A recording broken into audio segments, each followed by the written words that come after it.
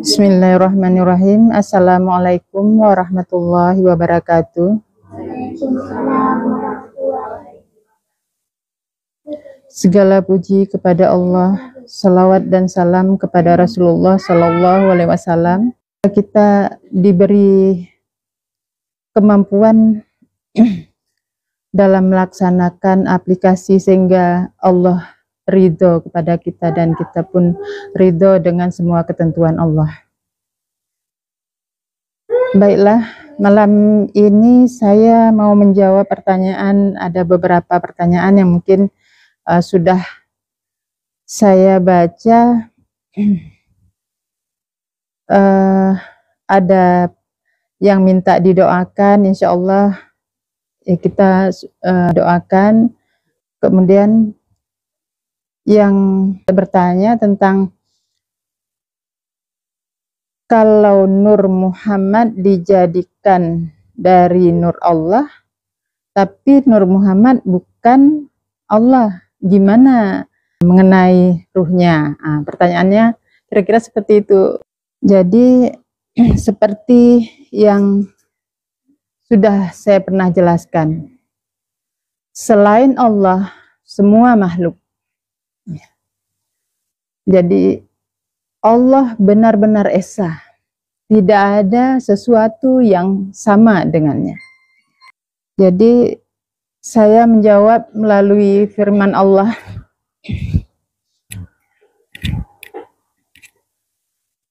Ini di surat An-Nur di ayat 35 sampai 40. Kenapa saya ini? Karena kalau zaman ini kita tidak bisa baca satu ayat, karena itu tidak kuat. Kita di zaman hakikat ini minimal kita baca satu ain. Jadi ini satu ain dari 35 ayat 35 sampai 40. Dengan nama Allah yang Maha Pengasih, Maha Penyayang. Allah, cahaya pada langit dan bumi. Jadi ini sambil diperhatikan bagaimana saya membaca dalam bahasa Indonesia, ya. Jadi Allah cahaya pada langit dan bumi. Jadi cahaya yang ada di langit dan bumi, cahaya yang dimaksud ini, cahaya itu ilmu, kemauan, semua yang ada adalah kemauan, cahaya, kehendak Allah semuanya. Ya. Perumpamaan cahayanya seperti lubang, di dalamnya pelita, pelita di dalam kaca. Nah, kacanya seakan-akan dia bintang yang berkilauan. Dinyalakan dari sebatang pohon yang diberkahi dengan minyak yang tidak di timur dan tidak di barat. Hampir minyaknya menerangi dan sekiranya tidak menyentuhnya api. Cahaya di atas cahaya. Allah memberi petunjuk kepada cahayanya siapa yang Dia kehendaki. Dan Allah membuat perumpamaan-perumpamaan untuk manusia. Dan Allah terhadap segala sesuatu Maha mengetahui. Ini satu ayat. Nah, tapi ini kita ulang lagi. Perumpamaan cahayanya seperti lubang. Nah, lubang di dalamnya pelita. Bayangkan. Jadi kalau bisa ini digambar seperti TV, saya kan sudah pernah menjelaskan kalau perumpamaan ruh dalam diri kita itu seperti TV di dalam rumah. Jadi kalau diri kita ini rumahnya, ruh itu adalah TV yang di dalam rumah. Ini di dalam rumah. Jadi seperti lubang di dalamnya pelita. Nah, Jadi di dalam lubang, ini ibarat ini. Di dalamnya ada pelita. Pelitanya di dalam kaca.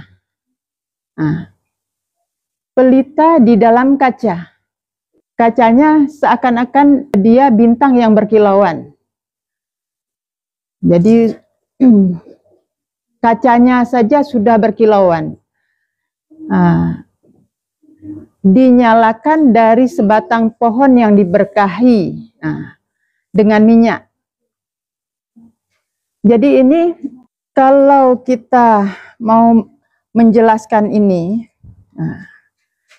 kita bayangkan ruh itu dalam diri kita,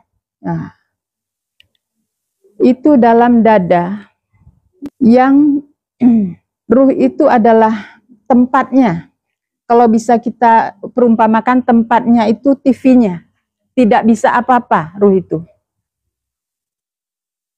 TV-nya tidak bisa apa-apa. Tetapi ada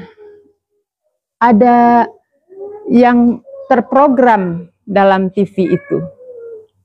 Yang diprogram dalam TV itu sebelum ada masuk siarannya, itulah yang terprogram itulah Ahmadnya atau Nur Muhammadnya.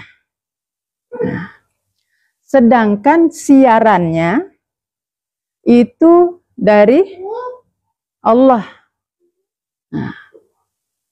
Jadi ini tidak akan sama, tidak sama. Yang menciptakan TV itu yang menyiarkan. Ya, bisa dipahami ini ya.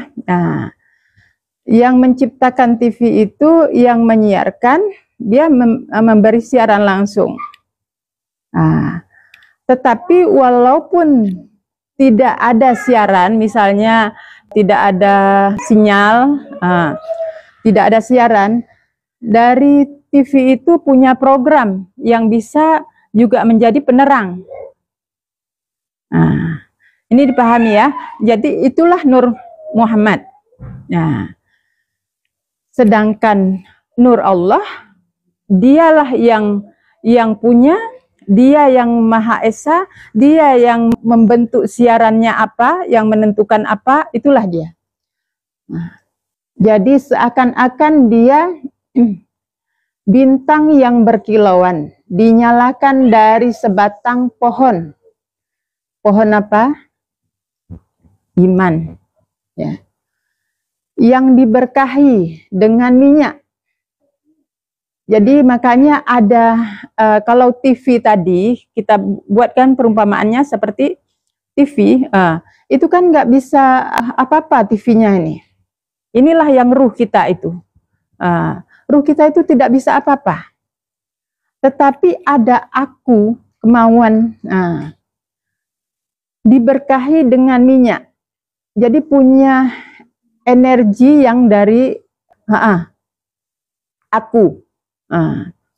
Jadi punya ada tombol untuk menekan, untuk menghidupkan. Diberkahi dengan minyak yang tidak di timur dan tidak di barat. Hampir minyaknya menerangi dan sekiranya tidak menyentuhnya api.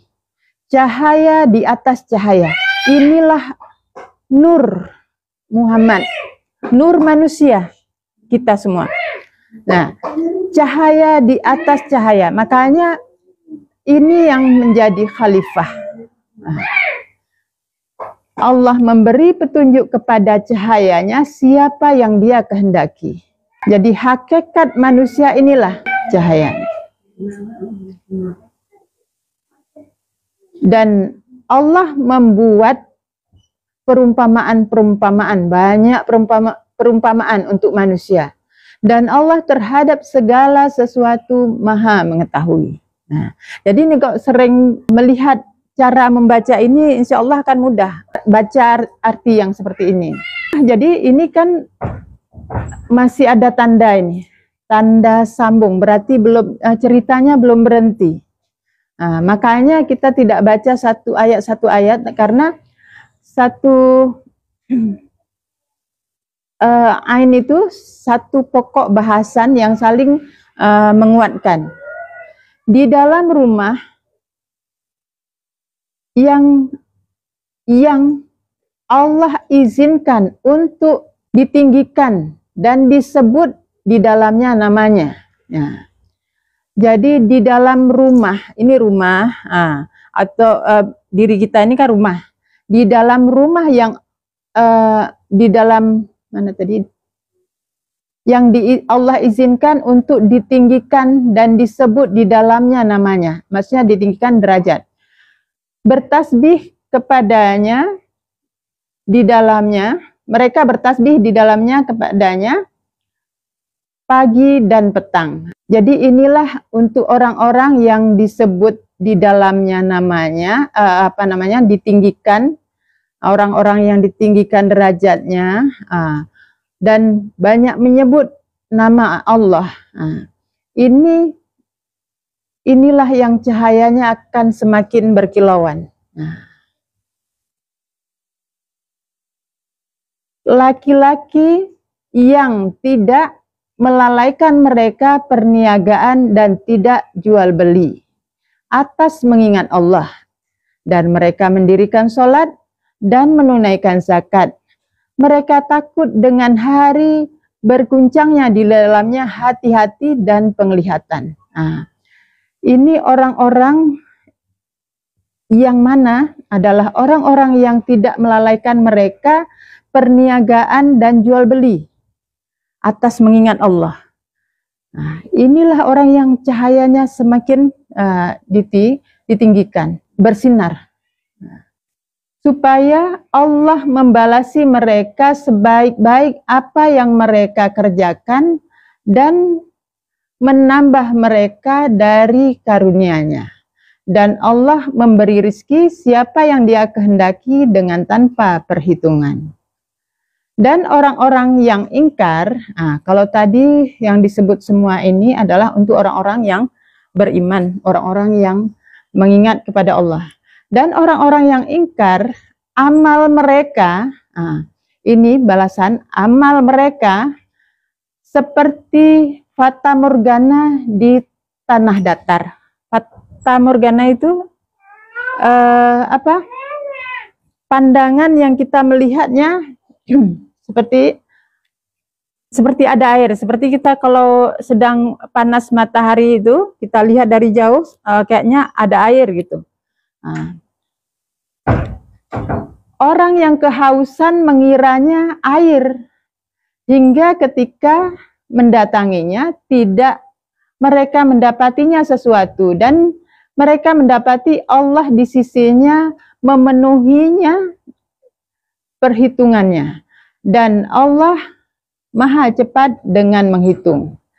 Atau seperti, jadi kalau orang yang ingkar ini amalnya, amal perbuatannya itu seperti fata morgana. Nampaknya seperti ada air. Nampaknya ada dia melakukan sesuatu kebaikan. Ternyata begitu didatangi itu tidak ada. Dan Allah di sisinya memenuhi perhitungannya, dan Allah maha cepat dengan menghitung. Atau seperti kegelapan di lautan yang dalam, meliputinya gelombang, dari atasnya gelombang. Jadi gelombang, di atasnya lagi gelombang, di atasnya, dari atasnya awan yang hitam. Jadi kegelapan di atas kegelapan. Jadi kegelapan sebahagiannya di atas sebahagian yang lain. Ketika dia mengeluarkan tangannya, hampir tidak melihatnya. Jadi kalaupun minta tolong tangannya nggak nampak, sendiri nggak nampak tangannya. Dan siapa yang tidak Allah beri petunjuk, dan siapa yang tidak yaj'al, Allah jadikan baginya cahaya, maka tidak ada baginya dari cahaya. Jadi kalau Allah tidak memberikan cahaya, maka tidak ada cahaya bagi orang itu. Jadi kenapa ini yang disebut cahaya? Karena sebenarnya kita yang hakikat itulah cahaya. Bukan yang ini. Yang ini yang dohir, ini akan hilang. Nah, nanti kita yang sebenarnya itu adalah yang cahaya itulah yang akan kembali kepada Allah. Nah, jadi ini bisa dipahami belum? Ya. Jadi sangat beda dan tidak sama Allah dengan siapapun. Ya. Nah, ada pertanyaan lagi, bagaimana yang awal mungkin masih baru untuk mengaji, itu saya sarankan karena di awal dulu saya itu yang utama adalah untuk kita mengingat nama-nama Allah. Itu sangat penting. Nah, karena dengan mengingat nama Allah itu kita akan mudah minta sesuatu. Dan yang paling utama sebelum kita jalan menuju mencari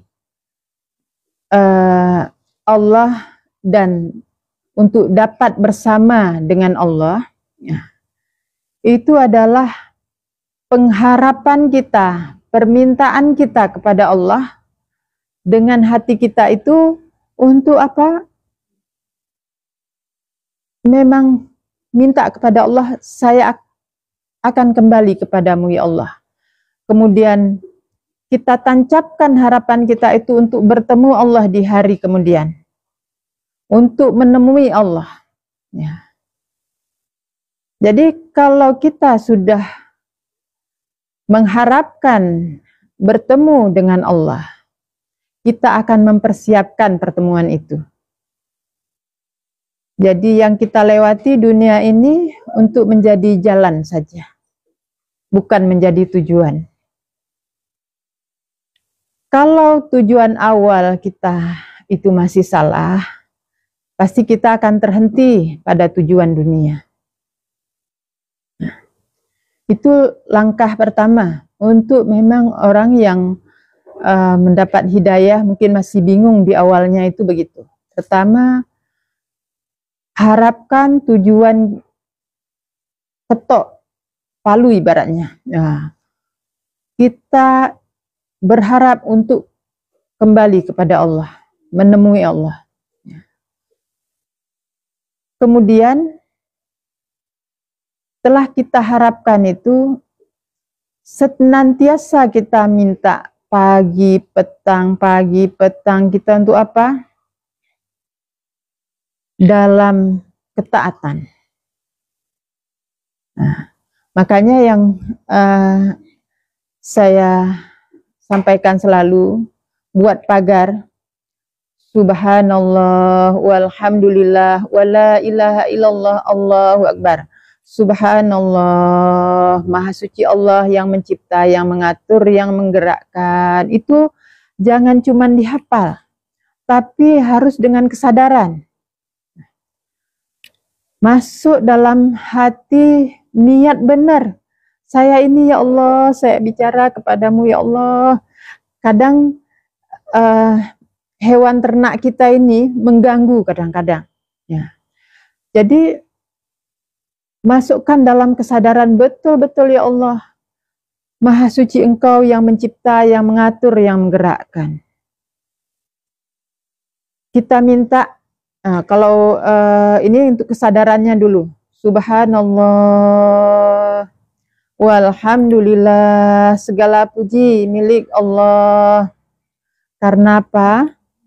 Semua harta, tenaga, ilmu yang kita terima, yang kita beri, yang kita kerjakan, apapun yang ada itu milik Allah.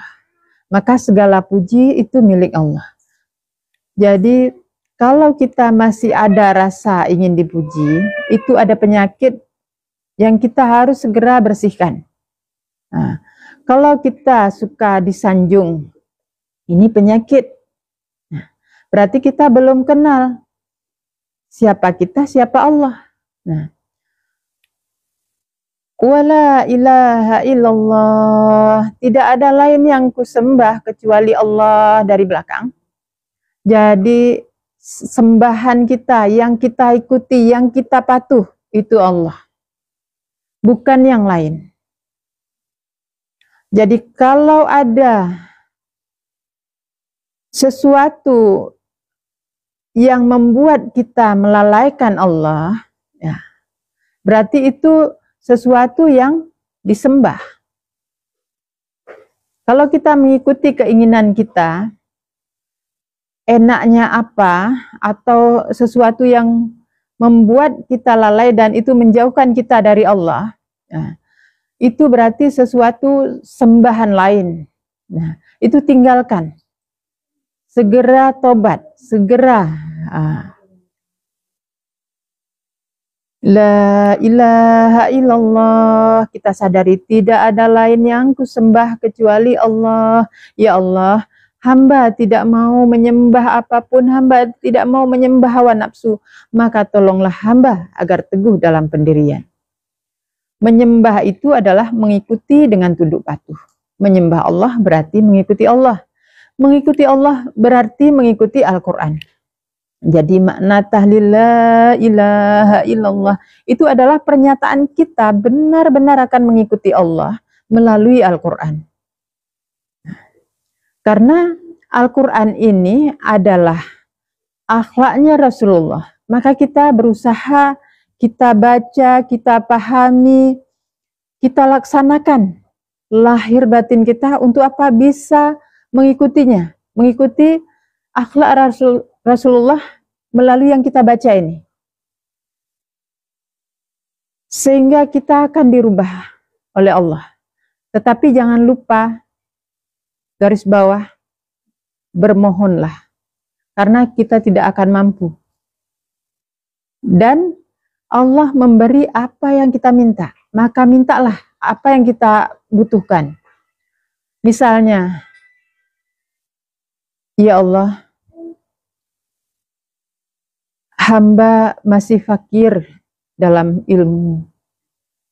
Hamba masih jahil dalam beramal, dalam berbuat. Hamba mohon kepadamu, ya Allah, Engkau kayakan hamba dengan ilmu. Engkau perbaiki amal hamba, ya Allah. Perbaiki kejahilan hamba, ya Allah. Untuk menjadi orang yang Engkau ridhoi, ya Allah. Minta kita itu. Jadi itu minta pertama. Selanjutnya terus minta. Waktu-waktunya. Karena apa? Allah mau kita itu sambung selalu. Yang dikatakan sholat sepanjang waktu itu hatinya selalu komunikasi dengan Allah. Sehingga kita tidak lalai dengan dunia ini. Karena kalau kita sebentar saja kita melalaikan, ada sesuatu yang membuat menyenangkan kita dan melalaikan kita dari mengingat Allah. Nah, ini adalah bencana. Itu bencana. Subhanallah. Jadi subhanallah walhamdulillah wala ilaha illallah Allahu akbar. Allahu akbar itu adalah yang terjadi. Jadi apapun yang terjadi itu Allah yang berkehendak. Kenapa misalnya yang terjadi itu sesuatu kejahatan? Nah, kan ada orang tanya, berarti ini kan kehendak Allah. Nah, kadang-kadang orang seperti itu. Iya, berkehendak karena apa? Dari awal, subhanallah, tidak minta. Waktu walhamdulillah, sebelah kanan harusnya dia bersyukur kepada Allah, tapi bangga. Kemudian disuruh menyembah Allah, malah menyembah nafsunya. Maka yang terjadi itu kejahatan. Ya. Ini rumus memang yang harus apa namanya, dilalui. Terjadinya kejahatan itu karena apa? Salah sendiri. Karena pilihan sendiri. Allah tidak pernah zolim kepada hamba, tapi hamba itu sendiri yang zolim kepada dirinya. Dengan apa? Dengan kita melupakan Allah, maka kita akan melupakan diri kita. Kalau kita melupakan diri kita, maka kita tidak sadar kalau sudah digerakkan apa, diganggu oleh setan, dipengaruhi oleh setan. Subhanallah. Ada pertanyaan?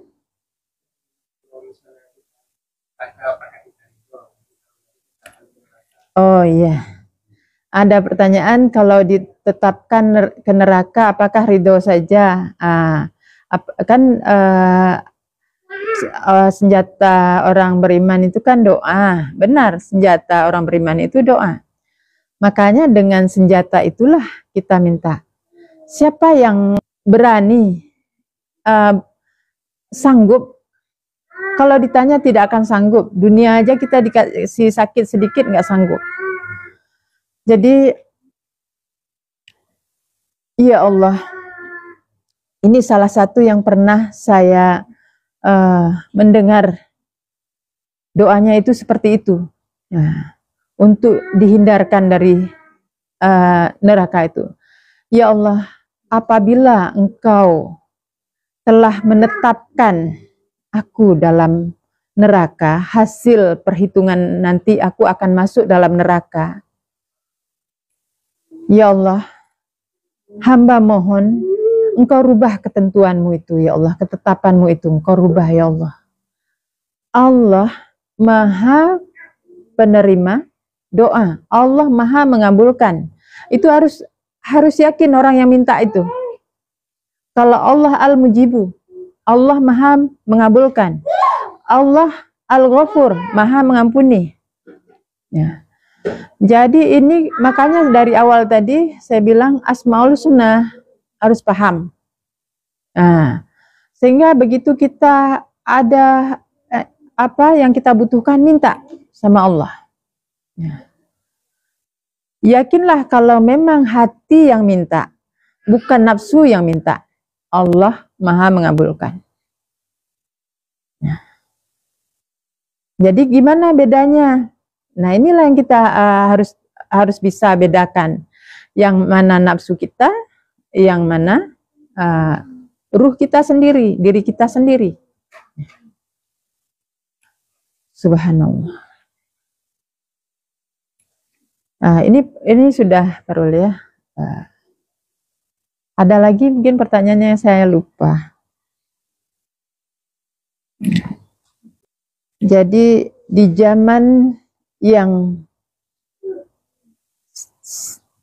memang gelap, sangat gelap.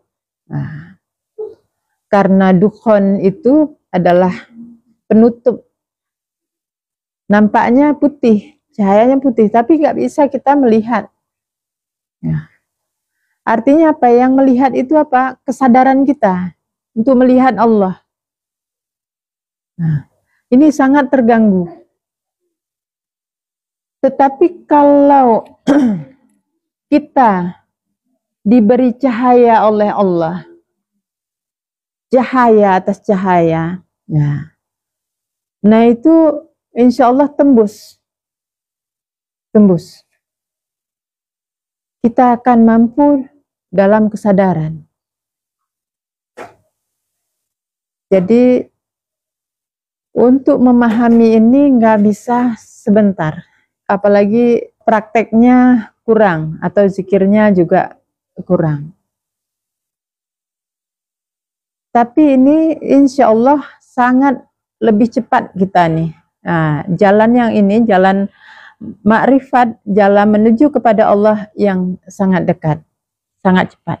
Nah. Tapi makrifat itu jangan diartikan lain ya. Ini yang makrifat yang saya maksud adalah makrifat mengenal Allah.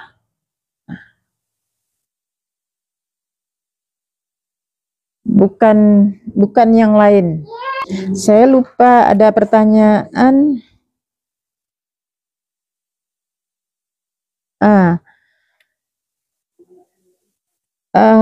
Bagaimana yang harus dilakukan saat kita sadar sedang ingin dipuji atau ingin dilihat? Apa cukup istighfar, kemudian buat pagar, seperti itu. Sebenarnya begitu kita sadar ada keinginan, rasa ingin dipuji, kita sebenarnya dari awal sudah harus kita persiapkan bahwa yang kita lakukan itu bukan untuk yang lain, bukan untuk memuaskan diri kita, tapi kita ini dikeluarkan oleh Allah untuk menjadi pasukannya Allah. Untuk memperjuangkan agama Allah, menegakkan kalimat Allah, mengesahkan Allah. Jadi ini agama Allah untuk disebarkan, disampaikan yang hak, yang sebenarnya. Jadi kita itu dikeluarkan itu untuk itu sebenarnya. Siapa yang menyampaikan, dia harus melaksanakan dulu. Karena belum ada nilai dakwah kalau belum melaksanakan. Belum kamu menyampaikan kalau belum kamu melaksanakan. Nah, jadi mulainya harus dari diri kita dulu. Jadi menghadapi dunia yang sekarang ini gelap, kita bermohon kepada Allah untuk apa? Terang, sehingga anak cucu kita, keluarga kita semuanya yang kita mohonkan untuk keselamatan imannya, kembali kepada Allah, nanti kan tujuannya semua ke sana. Nah, jadi ini yang kita harapkan bisa tercapai. Inilah perjuangan ini yang diperintah oleh Allah, yang benar-benar dikerjakan karena Allah. Jadi kalau misalnya ada seperti tadi penyakit ingin dipuji, ingin dilihat oleh orang, berarti yang kita harus sadari dalam diri kita ini sebenarnya kan banyak saksi. Ada malaikat, banyak malaikat, banyak ruh, banyak jin, dan sebagainya, banyak. Inilah seperti kapal yang penuh muatan. Dan Allah sendiri maha melihat. Jadi sebelum Allah menjatuhkan hukum, menetapkan ini kamu harus ke sana, itu saksi sudah menyatakan sendiri.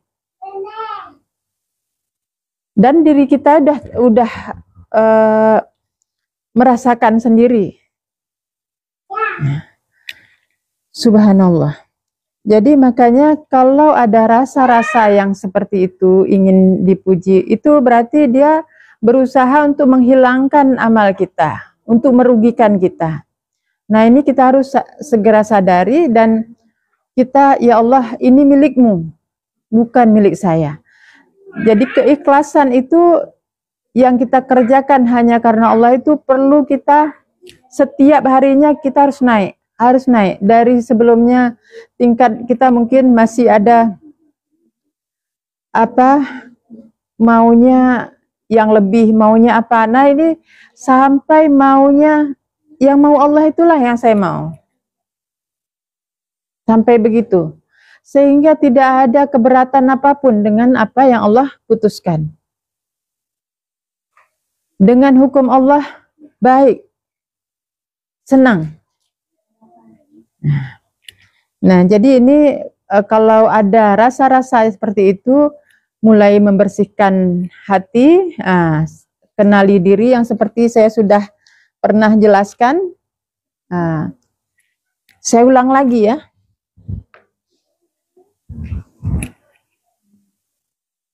Yang ruh, ini adalah ruh, ini jiwa. Ada dua rasa. Kalau di alam ruh ini cuma satu rasa aja, rasa cinta, kasih sayang. Jadi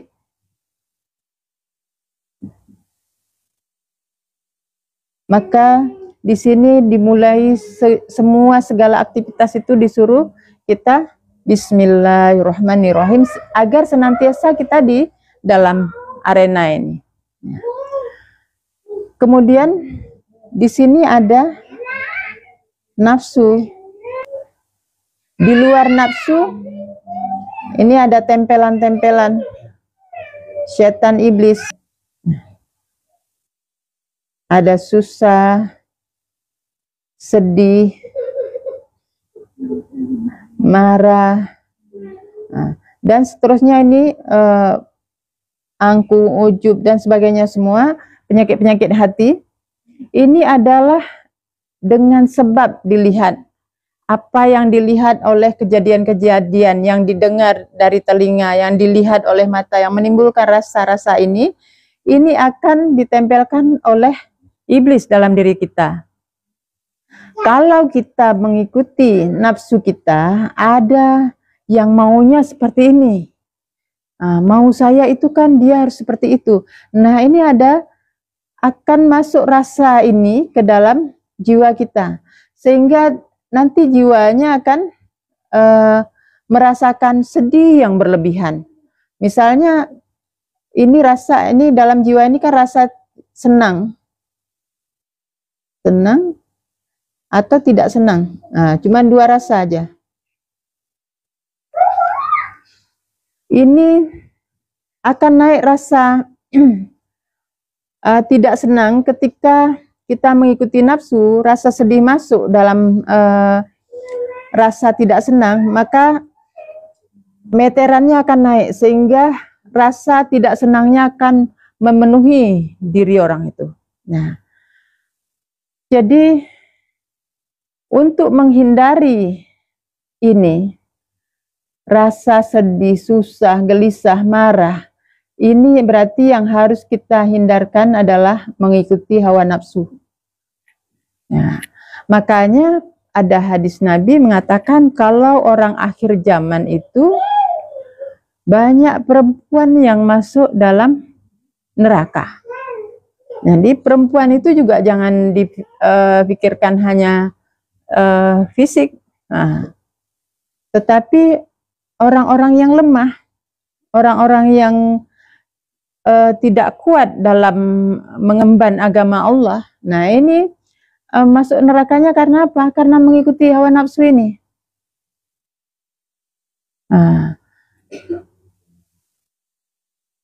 Kalau perempuan yang asli bisa jadi ada salah dengan suami, atau mengikuti hawa nafsu, itu. Tetapi yang dalam arti hakikat itu semua ini bisa terkena. Nah, jadi jangan kita merasa, oh saya laki-laki, saya aman. Nah, tidak. Itu untuk semua. Siapa yang lemah agamanya, itulah dia. Nah, maka dia akan mengikuti hawa nafsunya. Kalau hawa nafsu sudah diikuti, maka semua ini akan masuk. Nah, ini yang terjadi sekarang ini. Kegelapan itu, gelapnya dunia itu karena orang pada mengikuti ini. Sehingga terhalang dari cahaya Allah. Harusnya kita berada di sekitar ini. Terus senantiasa terus begitu. Tawaf di dalam ini. Tapi karena tadi bisa jadi ilmu yang kita nggak paham atau ya hidayah ya yang belum sampai. Ada juga orang dapat hidayah tapi ilmunya nggak sampai, bisa juga akan mengalami juga. Jadi ada hidayah juga harus ada ilmu, harus ada cahaya.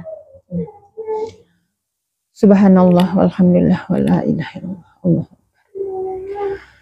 Jadi yang saya sampaikan ini adalah kebenaran itu mutlak dari Allah. kalau yang kurang menyenangkan, kurang paham dari apa yang saya susun, mungkin cara penyampaiannya mungkin kurang ini, itu dari saya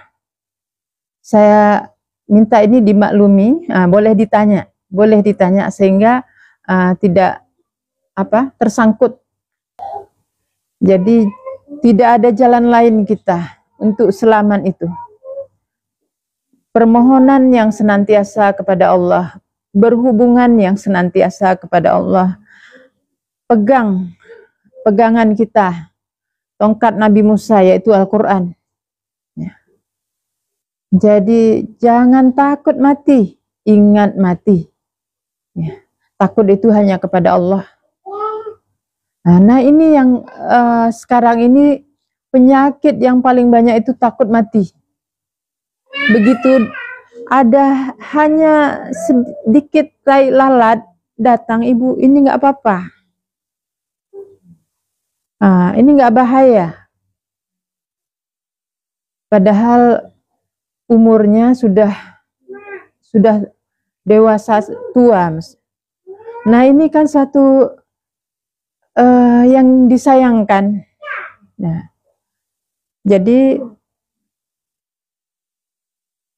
kita mohon kepada Allah, ya Allah tunjuki kami semua, berikan kami petunjuk-Mu, ya Allah, berikan rahmat-Mu, terangi kami ya Allah dengan cahaya-Mu, ya Allah.